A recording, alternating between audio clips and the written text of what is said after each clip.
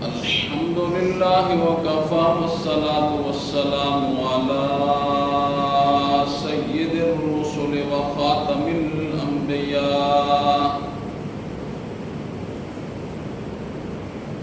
وعلى آله وصحبه وبارك وسلم، خصوصا على خلفائه الراشدين المهديين إلى يوم القيامة. أما بعد فأعوذ بالله من الشيطان الرجيم. بسم الله الرحمن الرحيم. محمد رسول الله والذين معه أشداء على الكفار رحماء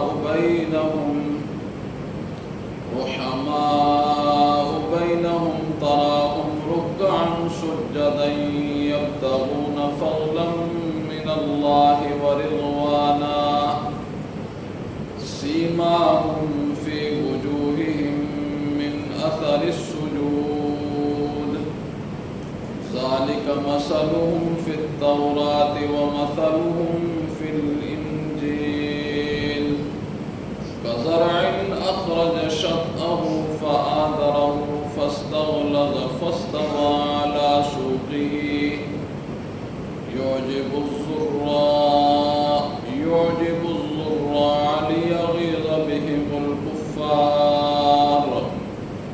وعد الله الذين آمنوا وعملوا الصالحات منهم مغفرة وأجرا عظيما.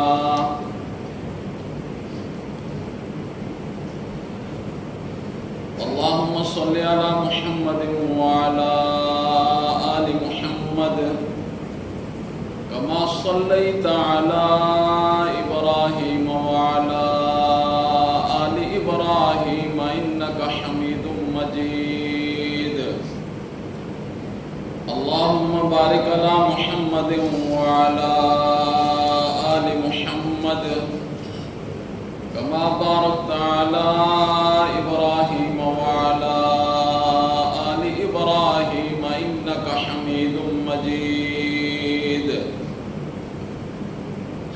رب اشرح لي صدري ويسر لي أمري واحلل عقدة من لساني يفقهوا قولي. رب زدني علما رب زدني علما رب زدني علما.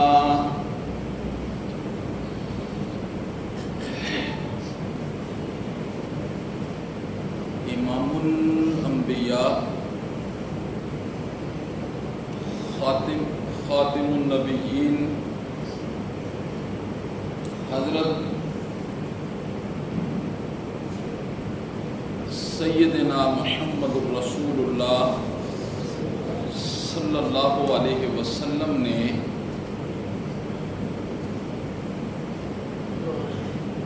اپنی بعثت کے بعد دنیا میں انقلابات کیسے برپا کیے، امام الانبیاء کیسے انقلاب لائے، اس کی چند جھلکیاں مختصر سے وقت میں آپ کی گوش گزار کروں گا۔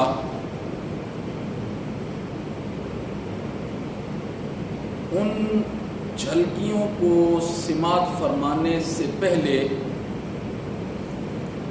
امام الانبیاء کے اس ارشاد کو بھی ذہن کے اندر رکھنا ہے کہ امام الانبیاء نے ارشاد فرمایا کہ میری امت پر ایک وقت ایسا آئے گا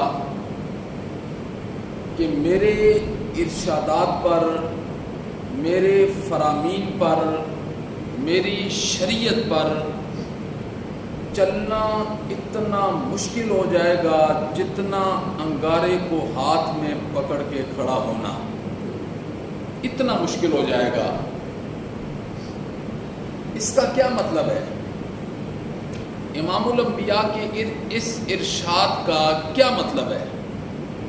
مطلب یہ ہے کہ محض ایمان کا دعویٰ رہ جائے گا، باقی ایمان کے تقاضوں والی جو باتیں ہیں اس کی دور دور تک بھی کوئی نشاندہی نہیں ہوگی۔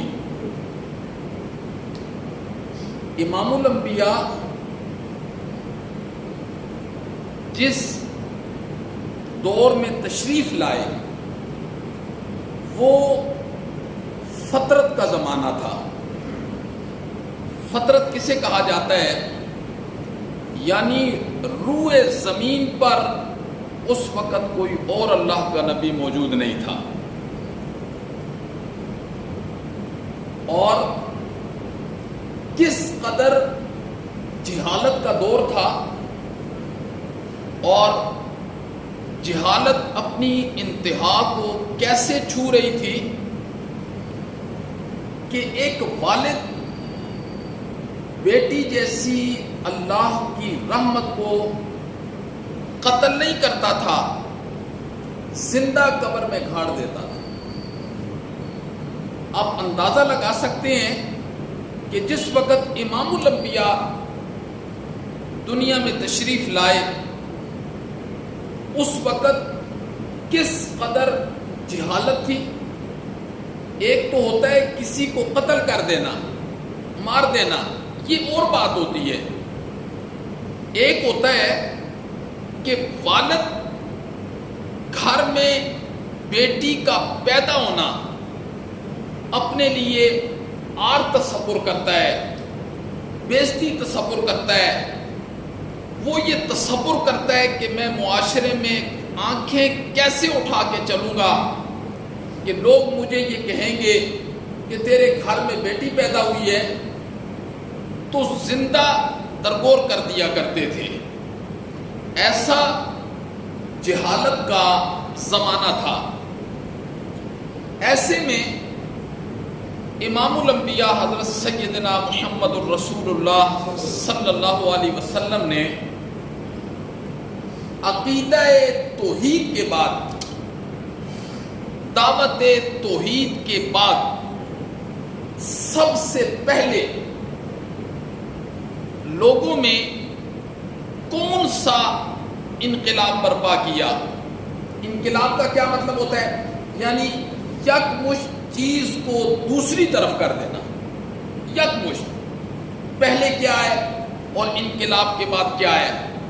امام الانبیاء نے دعوت توحید کے بعد سب سے پہلے جو انقلاب برپا کیا لوگوں میں، وہ انقلاب تھا محبت کا، پیار کا، شفقت کا، ہمدردی کا۔ ورنہ چار بندے مثال کے طور پر اس ماحول اور معاشرے میں اگر کسی جگہ بیٹھ جاتے تھے نا، ان چاروں میں کوئی ایک بندہ دوسرے کو برداشت کرنے کے لیے تیار نہیں تھا۔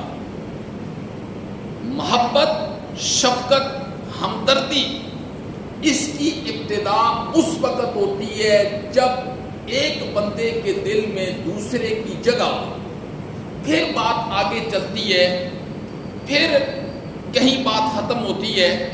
وہ ماحول اور معاشرہ ایسا تھا کہ وہاں ایک دوسرے کو برداشت کرنے کے لیے تیار ہی نہیں تھا۔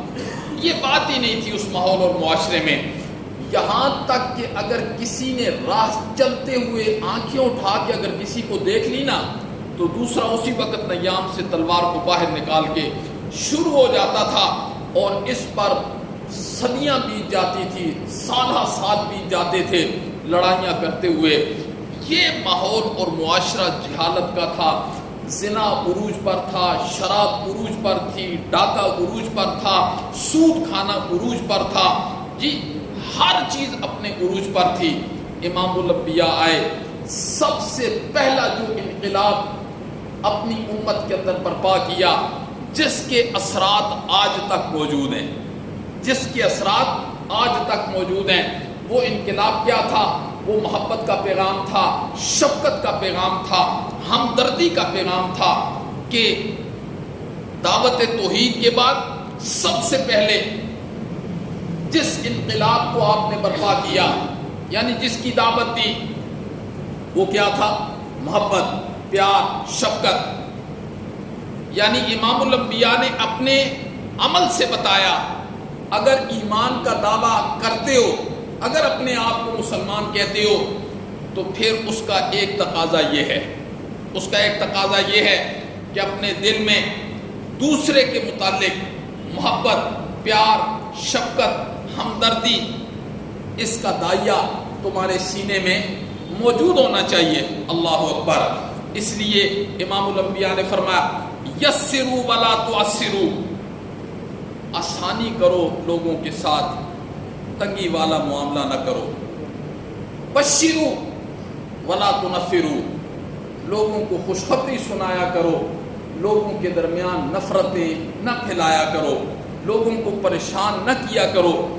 آپ نے فرمایا اگر ایمان کا دعویٰ کرتے ہو تو پھر یہ پہلی صفت اس ایمان کا تقاضا ہے، اگر یہ چیز تمہارے اندر پائی جاتی ہے تو سمجھ جانا یہ وہی ایمان ہے جس ایمان کی امام الانبیاء نے دعوت دی ہے۔ اور اس ایمان کا پہلا تقاضا میرے اندر یہ ہے کہ دوسرے کے متعلق میرے دل کے اندر یہ چیز ہونی چاہیے، میں لوگوں کے لیے آسانی پیدا کرتا ہوں، میں لوگوں کو پریشان نہیں کرتا۔ اگر میرے اندر ایمان کے بعد یہ چیزیں نہیں ہیں تو پھر یوں ہی سمجھیے گا جیسے میں پانی سے مکھن نکال رہا ہوں، پھر وہ میرا ایمان ہے، وہ ایمان اللہ کے ہاں قابل قبول نہیں ہے۔ تو امام الانبیاء نے جو انقلابات برپا کیے، ان میں پہلا انقلاب کیا تھا؟ محبت، پیار، شفقت، ہمدردی۔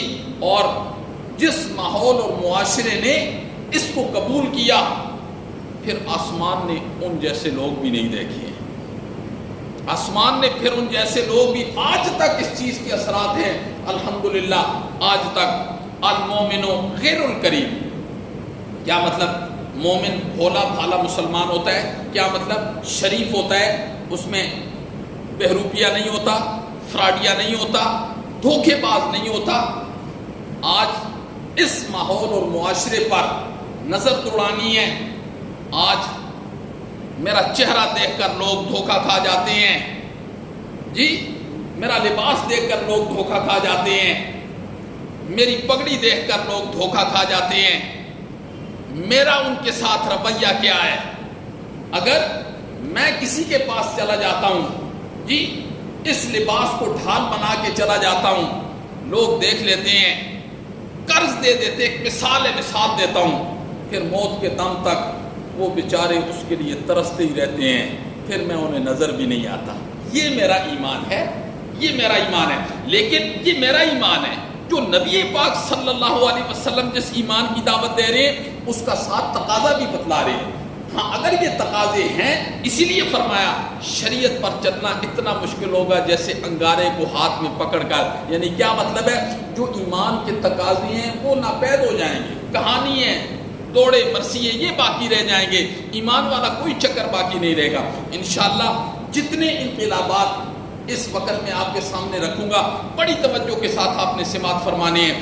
یہاں انشاءاللہ العزیز بالکل یہ آپ کا دماغ، دل اس چیز کی گواہی دے گا کہ بالکل دین یہی ہے، یہی دین ہے اور ایسے ہی ہونا چاہیے۔ اور جب تک یہ چیزیں رہی ہیں اس وقت تک لوگوں نے ماحول اور معاشرے کی برکات کو اپنی آنکھوں سے دیکھا ہے۔ جب یہ چیزیں ختم ہو گئی ہیں نا، پھر والد اپنے بیٹے سے ڈرنے لگا ہے، پھر خامد اپنی بیوی کا غلام بن جاتا ہے، پھر یہی ماحول اور معاشرہ رہ جائے گا نا، باقی اور تو کوئی آپشن ہمارے پاس ہے نہیں ہے، پھر ہم ایسے ہی ماحول اور معاشرے کو آگے لے کے چلیں گے۔ تو امام الانبیاء نے کیا ارشاد فرمایا کہ جس دور اور معاشرے میں آپ مبعوث ہوئے، آپ نے عقیدہ توحید کے بعد سب سے پہلی جس چیز کی دعوت دی وہ کیا تھی؟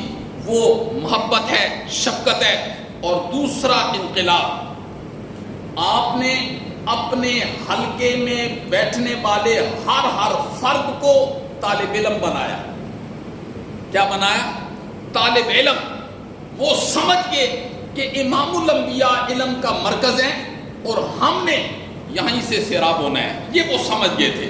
آپ نے اپنے حلقے میں بیٹھنے والے ہر فرد کو طالب علم بنایا۔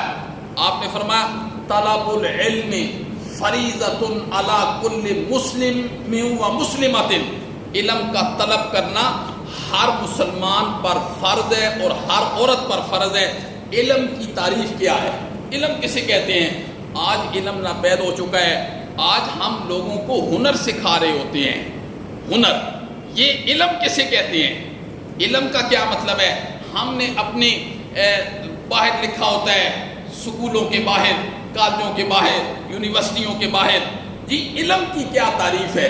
علم اسے کہتے ہیں جس سے اللہ اور اس کے رسول کی پہچان ہو، اسے علم کہتے ہیں۔ جی اندر بندہ فنون پڑھ رہا ہو، ڈاکٹری سیکھ رہا ہو، انجینئرنگ سیکھ رہا ہو، اور کوئی، یہ فن ہے، یہ علم نہیں ہے، یہ فن ہے۔ علم کہتے ہیں جس سے اللہ اور اس کے رسول کی پہچان ہو۔ اتنا علم سیکھنا جس سے زندگی گزر جائے، ہر بندے اور ہر عورت کے لیے فرض ہے، فرض ہے۔ تو امام الانبیاء کا دوسرا انقلاب یہ تھا کہ جب آپ کے حلقے میں آئے نا لوگ، آپ نے ایسا انقلاب برپا کیا کہ پہلے جاہل تھے، پھر جب آپ نے انقلاب برپا کیا تو یک مشت وہ سارے کے سارے علم کے طالب بن گئے۔ اور علم کے طالب کیسے بنے؟ فارسی میں ایک جملہ کہتے ہیں ہما تن گوش، یہ ایک جملہ ہوتا ہے، ہما تن گوش۔ ہما تن گوش کا کیا مطلب ہے؟ جب صلح حدیبیہ کا وقت تھا نا، 1400 صحابہ کرام، ظاہر ہے نبی پاک صلی اللہ علیہ وسلم گفتگو کر رہے ہیں، 1400 صحابہ کرام، یہاں تو ہم نے 200 بندوں کو بات سنانی ہوتی ہے، 50 بندوں کو بات سنانی ہوتی ہے، لاؤڈ سپیکر، کوئی چکر نہیں ہے، کوئی چکر نہیں ہے لاؤڈ سپیکر کا۔ امام الانبیاء گفتگو کر رہے ہیں، 1400 صحابہ کرام، اور مکہ والوں کا جو سفیر آیا نا، اس نے چل کے مکہ والوں کے پاس دوبارہ جب ان کی تعریف کی نا صحابہ کرام کی، تو اہل کفر اپنے سفیر سے کہنے لگے تم ان کی تعریفیں کر رہے ہو یا ہم نے اپنی تعریف کے لیے تمہیں بھیجا تھا؟ سہیل بن عامر کہتے ہیں میں دنیا کے بڑے بڑے بادشاہوں کے محلات کے اندر گیا ہوں، بڑے بڑے لوگوں کو دیکھا ہے، میں نے اپنی زندگی میں بہت سفر کیا ہے، بڑے بڑے بادشاہوں کے محلات کے اندر گیا ہوں، لیکن اس نے مشرکین مکہ سے کہا یاد رکھنا جو یار امام الانبیاء کے ہیں نا، یعنی نبی پاک کا کہا جو یار اس کے ہیں، میں نے کبھی ایسی زندگی میں نہیں دیکھے، اور میری یہ بات یاد رکھنا ان لوگوں کو دنیا کی کوئی طاقت مغلوب نہیں کر سکتی ہے۔ اس نے کہا جب وہ بات کرتے ہیں نا وہ ہما تن گوش ہو جاتے ہیں۔ ہما تن گوش کا کیا مطلب؟ یعنی پاؤں سے لے کر سر تک پورے جسم کو وہ کان ہی بنا دیتے ہیں، کان ہی بنا دیتے ہیں، یہ ہوتا ہے ہما تن گوش کا مطلب، یعنی پورے وجود کو کان بنا دینا۔ اس نے کہا کہ اگر ان کے سر پر کوئی پرندہ بیٹھتا ہے نا، اتنی توجہ کے ساتھ وہ نبی پاک صلی اللہ علیہ وسلم کی گفتگو سنتے ہیں۔ اگر کوئی پرندہ بیٹھتا ہے نا تو وہ بیٹھا ہی رہتا ہے، وہ سمجھتا ہے میں کسی پتھر پر بیٹھا ہوں، یعنی اتنی توجہ کے ساتھ وہ بات سن رہے ہیں۔ کیوں؟ انہیں پتا تھا کہ امام الانبیاء علم کا مرکز ہیں، اگر علم کے چشمے جاری ہونے اور ہم نے علم سے سیراب ہونا ہے تو وہ یہی جگہ ہے۔ تو دوسرا انقلاب کیا تھا؟ دوسرا انقلاب، آج میں ایمان کا دعوے دار تو ہوں لیکن کتنا سا ہوں؟ جیسے حلوے کو پلیٹ میں ڈال کے رکھا جاتا ہے نا، آج الحمدللہ صحیح دین آج بھی ایسے دیا جاتا ہے، لیکن میرے پاس وقت نہیں ہے، میرے پاس دین سننے کا وقت ہی نہیں ہے جی، اور نہ میں سننا چاہتا ہوں، دین سننا بھی نہیں چاہتا، میرے پاس وقت نہیں۔ میں اتنا طالب علم ہوں، بس میں اتنا طالب علم ہوں، تو صحابہ کرام کی بات تو چھوڑے، میرے پاس وقت نہیں ہے۔ میں نے پچھلی کسی تقریر میں ایک طالب علم کی بات سنائی تھی، بقی ابن مخلد ان کا نام ہے، بہت بڑے محدث ہیں۔ امام احمد بن حنبل کو وقت کے بادشاہ نے نظر بند کر دیا، اس نے کہا 1 سال تک نظر بند کیا امام احمد بن حنبل کو، امام احمد بن حنبل کو ہیں کہ بادشاہ نے 18,000 کوڑے مروائے تھے امام احمد بن حنبل کو، اور بقی ابن مخلد اس نے فقیرانہ لباس پہنا، ہاتھ میں کاسا پکڑا، ڈنڈا پکڑا اور مانگنے کی صدا لگانے لگ گیا۔ وہ لگاتے لگاتے امام احمد بن حنبل کے دروازے پر پہنچا نا، اس نے دستک دی، اندر سے امام احمد بن حنبل نکلے، اس نے کہا حضرت یہ سارا حلیہ میں نے آپ کے لیے اختیار کیا ہے، جی میں آپ سے حدیث پڑھنے کے لیے آیا ہوں، مجھے حدیث پڑھا دیں۔ آپ نے فرمایا بقی ابن مخلد، وقت کے بادشاہ نے نظر بند کیا ہے، مجھے پتہ چل گیا نا تو بڑی تکلیفوں کا سامنا کرنا پڑے گا۔ اس نے کہا حضرت سوال کے دوران ایک ایک حدیث مجھے سنا دیں، بس اس ایک حدیث کے لیے میں پورے محلے میں سوالی کا چکر لگاتا ہوں، حالانکہ مجھے سوال کی ضرورت نہیں ہے، میں نے فقیرانہ لباس پہنا، صرف حدیث کا۔ تو خیر پورا سال وہ آتے رہے بقی ابن مخلد۔ سال کے بعد جب وہ امام احمد بن حنبل کی وہ نظر اندازی ختم ہوئی، ختم کر دیا، تو امام احمد بن حنبل جب مسجد میں آئے نا تو بڑے لوگ تھے، بقی ابن مخلد آپ کے پاس بیٹھا ہوا تھا۔ آپ نے فرمایا طالب علم تو یہ ہے، طالب علم تو یہ ہے جس نے پورے سال میں مجھ سے 300 احادیث اپنا روپ بدل کے، کیوں کہ وہ طالب علم تھے۔ آج ہم طالب علم نہیں ہیں، آج ہم طالب دنیا ہیں۔ طالب دنیا بھی ایسے ہیں کہ دنیا ہمارے آگے ہوتی ہے، ہم دنیا کے پیچھے ہوتے ہیں، جی زندگی بیت جاتی ہے پر دنیا ہمارے ہاتھ میں نہیں آتی ہے۔ طالب علم اور طالب دنیا میں فرق صرف اتنا ہوتا ہے کہ طالب علم دنیا سے بھاگتا ہے، دنیا اس کے پیچھے ہوتی ہے، اور طالب دنیا کے پیچھے بھاگتا ہے اور دنیا اس سے آگے ہوتی ہے، بس یہی فرق ہے۔ تو امام الانبیاء نے جو دوسرا انقلاب برپا کیا، دوسرا انقلاب وہ کیا تھا؟ وہ انقلاب یہ تھا کہ اپنے حلقے میں بیٹھنے والے لوگوں کو علم کی طلب کا شوق یہ پیدا کر دیا تھا۔ آج ہمارے اندر علم کی طلب کا شوق نہیں ہے، اسی لیے امام الانبیاء نے فرمایا جو ایمان کا دعوے دار ہوگا اس میں محبت بھی ہوگی، شفقت بھی ہوگی، اور دوسری چیز اس کے اندر علم کی طلب بھی ہوگی، علم کی طلب بھی ہوگی۔ آج ہمارے اندر کتنی علم کی طلب ہے، آج تو غسل کے فرائض کا نہیں پتہ ہے، وضو کے فرائض کا نہیں پتہ ہے، یہ بنیادی چیزیں جو اس دور کے اندر 3-4 سالہ بچے کو یہ چیزیں ازبر ہوا کرتی تھی، لیکن آج ہماری زندگی کے اندر یہ چیزیں نہیں ہیں۔ اور تیسرا انقلاب امام الانبیاء نے اپنی بعثت کے بعد تیسرا انقلاب کیا برپا کیا؟ آپ نے فرمایا زندگی با مقصد ہونی چاہیے، بے مقصد نہیں ہونی چاہیے۔ زندگی کیا ہونی چاہیے؟ با مقصد۔ پھر صحابہ کرام نے زندگی کو با مقصد کیسے بنایا؟ جی مدینہ میں صرف 10,000 صحابہ کی قبریں ملتی ہیں، باقی 1,24,000 کم و بیش صحابہ کرام جو تھے چین، بلخ، بخارا، افغانستان، ہندوستان، سمرقند، یورپ، دنیا کے ہر خطے پر صحابہ کرام کی قبریں ملتی ہیں۔ صحابہ کرام تو بہت زیادہ تھے، مدینہ میں تو صرف 10,000 ہیں۔ ایسی با مقصد زندگی بنائی ہے۔ حضرت ابو ایوب انصاری کی قبر کہاں ہے؟ کہاں ہے حضرت ابو ایوب؟ یورپ کے دروازے پر ہے۔ حضرت کہاں گئے؟ اللہ اکبر۔ تو ہماری زندگی با مقصد نہیں ہے، ہماری زندگی بے مقصد ہے۔ ہماری زندگی کیا ہے؟ کھانا ہے، پینا ہے، عیاشی کرنی ہے، پیسہ کمانا ہے، پیسے کی سوچ ہے، پیسے کی سوچ سے اٹھنا ہے، پیسے کی سوچ سے سونا ہے، کس سے کتنے لینے ہیں، بینک بیلنس کتنا ہے، بس یہی ہماری زندگی ہے۔ ہماری زندگی یہی رہ چکی ہے، اور اسی زندگی کے اندر ہم کیا ہے کھو چکے ہیں، اور یہی وجہ ہے قلبی طور پہ آج ہمارا سکون نہیں ہے، ذہنی طور پہ آج ہمارا سکون نہیں ہے۔ لوگ سکون حاصل کرنے کے لیے گولیوں کا سہارا لیتے ہیں، لیکن پھر بھی نرم اور گرم بستروں پر کروٹیں بدلتے ہیں، انہیں ذہنی سکون ہی نہیں ہے کیا ہے؟ 100 مربوں کا مالک ہے، ہزاروں ملازم ہیں، پر کھانا نہیں کھا سکتا، جی ایک چھوٹا سا پیس کھانا ہے، جی فلان کھانا۔ یہ کیا زندگی ہے؟ زندگی فطرت سے ہم جب ہٹ گئے ہیں نا، جب ہم فطرت سے ہٹ گئے ہیں تو اللہ رب العزت نے ہمیں ایسا دنیا میں کھپا کے رکھ دیا ہے نا، ایسا کھپا کے رکھ دیا، نہ ادھر کے رہے نہ ادھر کے رہے، نہ خدا ملا نہ وصال صنم.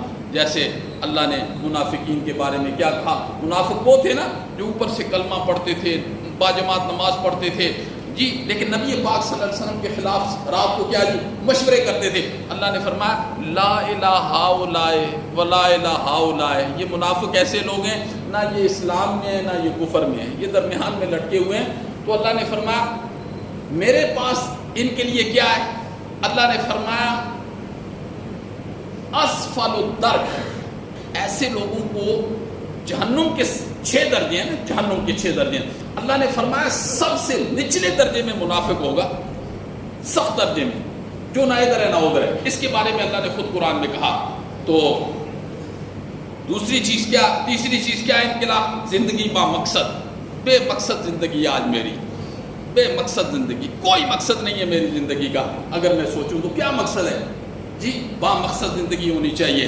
با مقصد زندگی اسی کی ہوتی ہے جی جسے ان چیزوں سے محبت ہوتی ہے ایمان کے بعد، اس کی زندگی با مقصد ہوتی ہے. ورنہ بے مقصد زندگی آج ہماری گزر رہی ہے. اللہ سے دعا کیا کریں مولا ہمیں بھی با مقصد زندگی نصیب فرما. نمبر 5، اللہ اکبر، چوتھا انقلاب صدق و صفا، یہ آپ نے برپا کیا، بہت بڑا انقلاب تھا. آپ نے فرمایا جس میں 3 چیزیں پائی گئی نا وہ ہلاک ہو گیا. آپ نے فرمایا جس میں 3 چیزیں پائی گئی وہ ہلاک ہو گیا. نمبر 1، جس میں بخل آ گیا. آج ہمارے اندر سب سے زیادہ بخل والی صفت ہے. بخیلاں غمے سے مزرمی خورن، سخیاں ز اموال برمی خورن. شیخ سعدی نے کیا کہا، شیخ سعدی نے فرمایا بخیلاں غمے سے مزرمی خورن. جو بخیل بندہ ہوتا ہے نا، کنجوس بندہ ہوتا ہے، وہ ہر وقت مال کا غم کھاتا ہے. کتنے رہ گئے، کتنے چلے گئے، کتنے آنے ہیں، بینک بیلنس کتنے، ہر وقت یہی ہوتا ہے جی. سخیاں ز اموال برمی خورن، سخی لوگ مال کا پھل کھاتے ہیں، بس کھلا رہے ہیں، اللہ انہیں دے رہا ہے. وقت نہیں ہے، ورنہ میں نے اس پر بہت خوبصورت حدیث سنانی تھی، وقت نہیں ہے. تو امام الانبیاء نے فرمایا جس میں بخل آ گیا وہ ہلاک ہو گیا، اور جس نے نفسانی خواہشات کی پیروی کی وہ بھی ہلاک ہو گیا. نفسانی خواہشات کیا ہے؟ نفسانی خواہشات یہ ہے، نفس نے جو چاہا جی آج یہ کھانا ہے، فوراً اس نے کہا آج یہ کھانا ہے. کوئی چرسی تک کا کھانا ہے، کوئی پوڑری تک کا کھانا ہے. لوگ یہاں سے نفس کی پیروی کے لیے پشاور چلے جاتے ہیں جی. نفس کہہ رہا ہے، نفس کہہ رہا ہے. تو جس نے نفسانی خواہشات کی پیروی کی، ظاہر ہے جو نفسانی خواہشات کی پیروی کرے گا وہ اسی وقت ان چیزوں کے اندر پڑ جائے گا جو کبیرہ گناہ ہوتے ہیں. کبیرہ گناہوں سے بچنے کا ایک ہی راستہ ہے، بندہ اپنے نفس کو پیچھے کر لے. مثلا نفس کہہ رہا ہے نا آج مٹر کھانا ہے، تو بندہ کہے پیچھے ہٹ جا، آج نہیں کھانا، آج نہیں کھانا، میں نے بس نہیں کھانا، آج میں نے صرف پانی پینا ہے، کھجور کھانی ہے، دال کھانی ہے، بس. جب انسان نفس کے ساتھ لڑنا سیکھے گا اس وقت انسان کبیرہ گناہوں سے بچے گا. جو بندہ نفس کے ساتھ لڑنا نہیں سیکھتا، جو ساری زندگی 6 فٹ کی دیوار نہیں پھلانگ سکتا، جسم 5-6 فٹ کی دیوار ہے نا اسے نہیں پھلانگ سکتا، وہ جنت میں کیسے پہنچے گا؟ جس نے جنت میں پہنچنا ہے نا اسے پہلے یہ 6 فٹ کی دیوار پھلانگنی ہوگی، 5 فٹ کی. یہ پھلانگی کیسی جاتی ہے کہ جو خواہش کرے اسے پورے کر دے. نہیں چپ کرو، نہیں کھلاتا میں، یہ اس کی ٹرینک ہے جی. مہینہ 10 دن پھر کبھی کھا جاتا ہے، کوئی بات نہیں، لیکن کم از کم یہ سیکھے.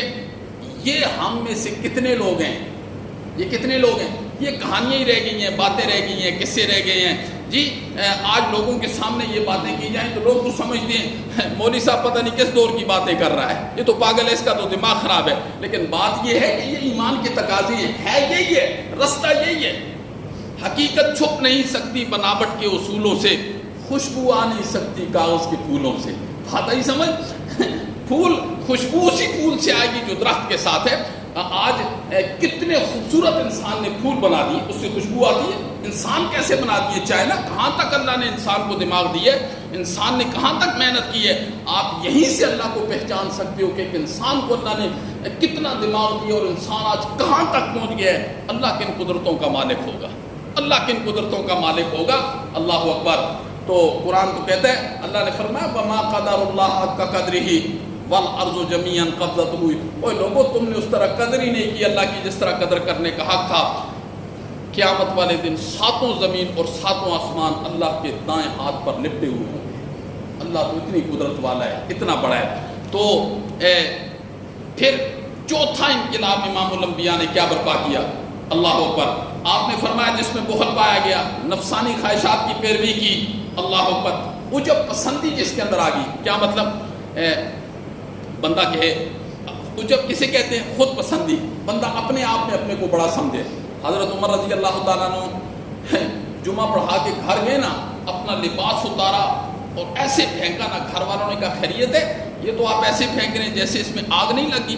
آپ نے فرمایا میں نے یہ لباس پہنا اور میں اپنے آپ کو اس میں اچھا محسوس کرنے لگا۔ یہ عجب ہے، تربیت کیسی ہے امام الانبیاء کی؟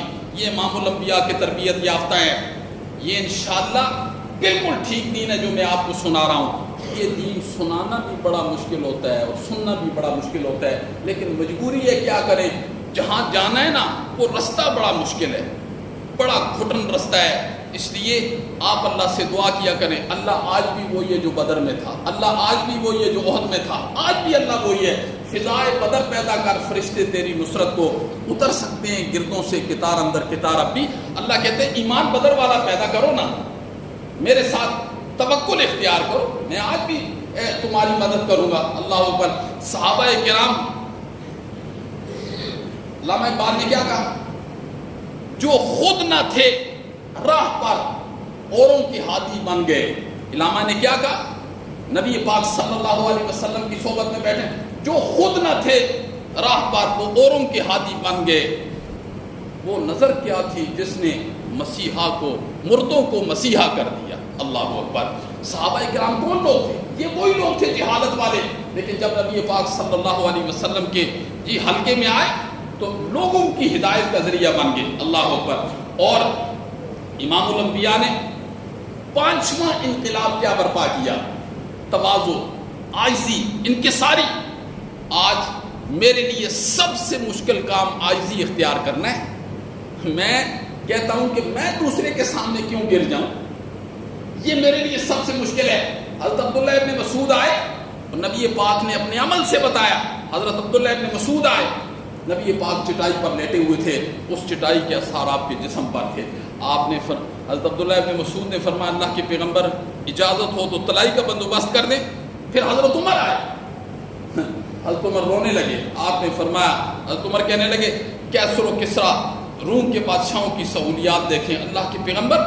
آپ نے فرمایا عمر تو اس بات کو پسند نہیں کرتا، اللہ ان کے لیے وہ مقدر کر دے، ہمارے لیے جنت کی نعمتیں کر دے۔ جی اللہ اکبر۔ تو عاجزی، انکساری، تواضع، للہیت، آج یہ باتیں ہی رہ گئی ہیں، عملی جامہ پہنانا ہے ان کو۔ جی نہاد شاخ پر میوہ بر سر زمین، جس ٹہنی کے ساتھ پھل ہوتا ہے نا وہ جھکی ہوئی ہوتی ہے، اس میں عاجزی ہوتی ہے، اور جس میں پھل نہیں ہوتا نا وہ اوپر ہوتی ہے۔ یہی وجہ ہے جن لوگوں میں عاجزی نہیں ہے ان میں تکبر کا سریا ہے، گردن میں تکبر سریا، وہ کبھی نیچے، وہ مرتے مر جائیں گے لیکن تکبر کا سریا اپنی گردن سے ٹیڑھا نہیں کریں گے۔ لیکن جو عاجزی والے، امام الانبیاء نے فرمایا من تواضع للہ رفعہ اللہ، جس نے اپنے اللہ کے لیے عاجزی اختیار کی اللہ اسے بلندیاں نصیب فرمائے گا، دنیا میں بھی بلندیاں نصیب فرمائے گا اور اللہ آخرت کے اندر بھی بلندیاں۔ اور جو چھٹا انقلاب تھا وہ کیا تھا؟ امام الانبیاء نے جو چھٹا انقلاب برپا کیا مخلوق خدا میں، آپ نے فرمایا ارحموا من فی الارض یرحمکم من فی السماء، تم زمین والوں پر رحم کرو، مخلوقات خدا پر رحم کرو، جتنی مخلوقات ہیں تم ان پر رحم کرو، اللہ تمہارے اوپر رحم کرے گا، اللہ تمہارے اوپر رحم کرے گا۔ آج ہم کسی پر رحم کرنے کے لیے تیار ہیں؟ آپ روزانہ دیکھ رہے ہیں آپ کے معاملات مخلوق خدا کے ساتھ ہوتے ہیں، میں رحم کرنے کے لیے تیار نہیں، مجھ پر کوئی رحم کرنے کے لیے تیار نہیں، لیکن میں دعوے دار کس کا ہوں؟ ایمان کا، کہ میں مومن ہوں، مسلمان ہوں۔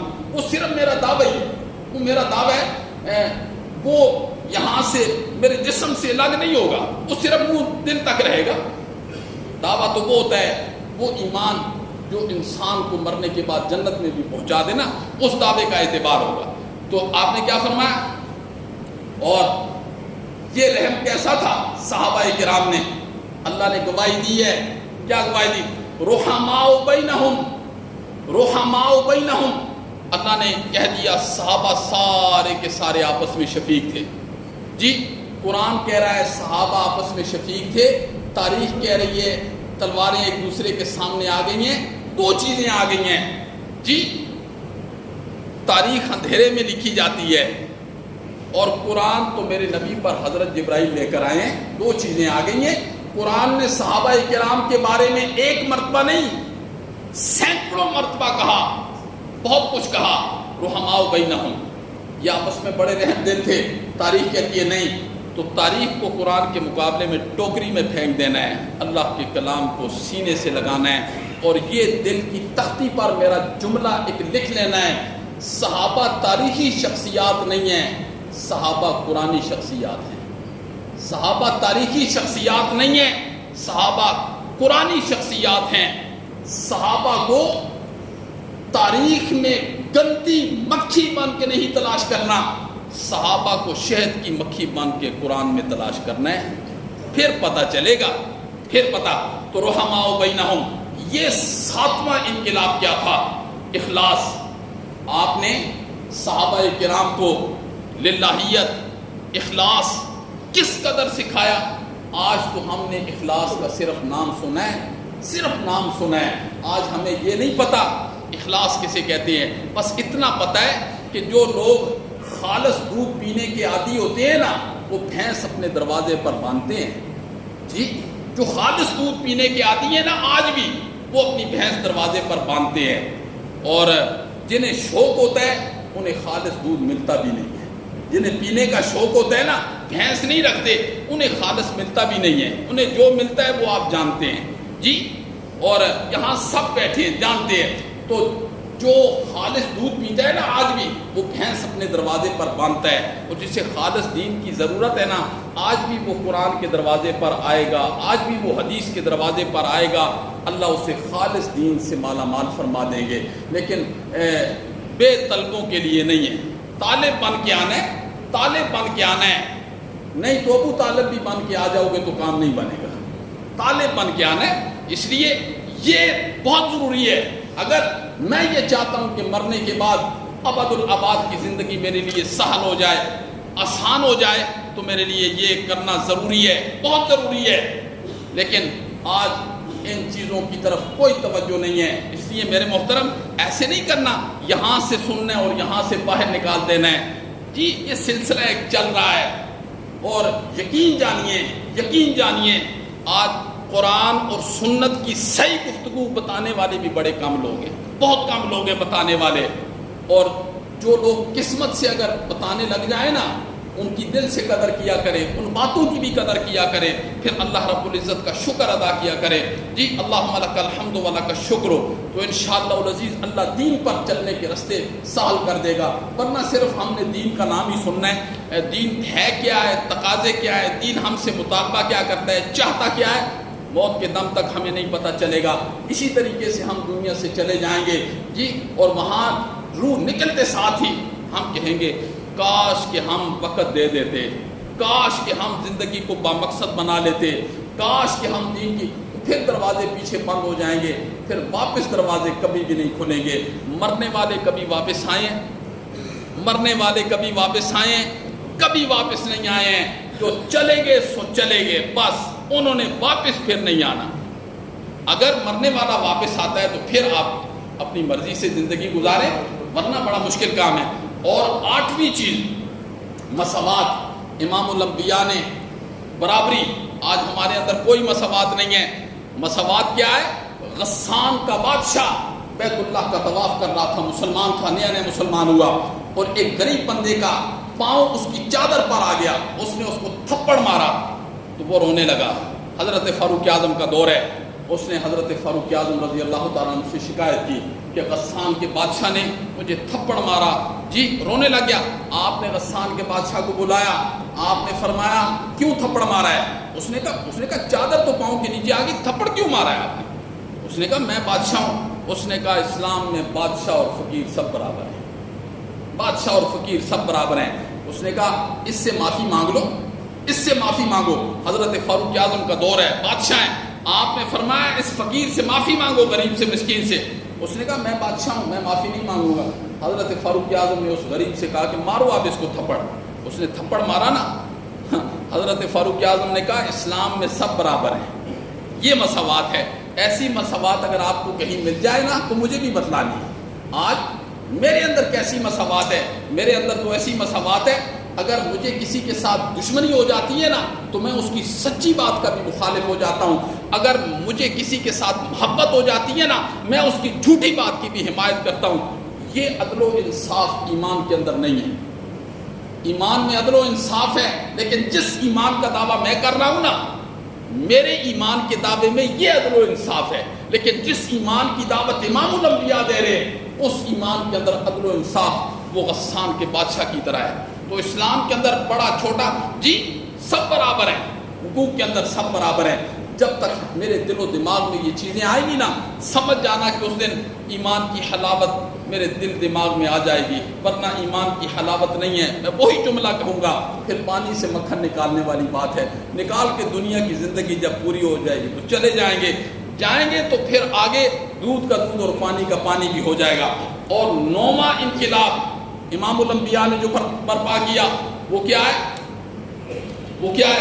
وہ ہے معاف کر دینا کسی کو معاف کر دینا. یہ کہانی بھی اب یہاں کہانی رہ گئی ہے. کون کسی کو معاف کرتا ہے جی؟ معاف کرنا. امام الانبیاء نے کیا ارشاد فرمایا؟ آپ نے فرمایا سل من قطع کا، جو تجھ سے توڑے تو اس سے جوڑ. واعف عن من ظلم کا، جو تجھ پر ظلم کر دے تو اسے معاف کر دے. اور آپ نے فرمایا واحسن الی من اساء الیک، جو تیرے ساتھ برائی کرے تو اس کے ساتھ اچھائی کر. ہم ایسے کرتے ہیں، ہم تو کہتے ہیں اس نے ایک برائی کی ہے نا میں 10 کروں گا. اللہ اکبر. اللہ نے کیا فرمایا؟ یار سنیے، اللہ نے فرمایا جنت کن لوگوں کے لیے؟ جنت کوئی ویسے ہے کیا جنت کا نام لیں گے تو جنت میں پہنچ جائیں گے؟ اللہ نے فرمایا جنت کن لوگوں کے لیے؟ سنیں، فرمایا الذین ينفقون فی السراء والضراء، وہ لوگ جو خوشی کی حالت میں اور پریشانی کی حالت میں اللہ کے راستے میں خرچ کرتے ہیں. والکاظمین الغیظ، جو غصے کو پی جاتے ہیں. والعافین عن الناس، اور لوگوں کو معاف کرتے ہیں. واللہ یحب المحسنین، اللہ ایسے محسن لوگوں سے محبت کرتے ہیں. یہ جنت کن لوگوں کے لیے اللہ نے فرمایا جو غریبی میں امیری میں وہ اللہ کے راستے میں خرچ کر دیتے ہیں، غصے کو پی جایا کرتے ہیں، لوگوں کو معاف کر دیا کرتے ہیں. واللہ یحب المحسنین، اللہ ایسے نیک لوگوں سے کیا کرتے ہیں؟ محبت کرتے ہیں. تو اس لیے میرے محترم یہ تو میں نے چند جھلکیاں امام الانبیاء کی جو آپ نے بعثت کے بعد لوگوں کے اندر جو انقلاب برپا کیا اس کی چند جھلکیاں میں نے یہ آپ کے سامنے ذکر کی ہیں. اور یہ امام الانبیاء نے فرمایا جو ایمان کا دعوے دار ہے نا وہ یہ ساتھ لازم ملزوم یہ چیزیں ہوں گی پھر اس کا ایمان معتبر ہوگا. اگر صرف ایمان کا دعوے دار ہے جی باقی کوئی چیز نہیں ہے تو پھر وہ صرف وہ اپنی زبان سے ایمان کا دعوے دار ہے، اللہ کے ہاں اس کے ایمان کا کوئی اعتبار نہیں. اللہ ہمیں دین پر صحیح عمل کرنے کی توفیق نصیب فرمائے.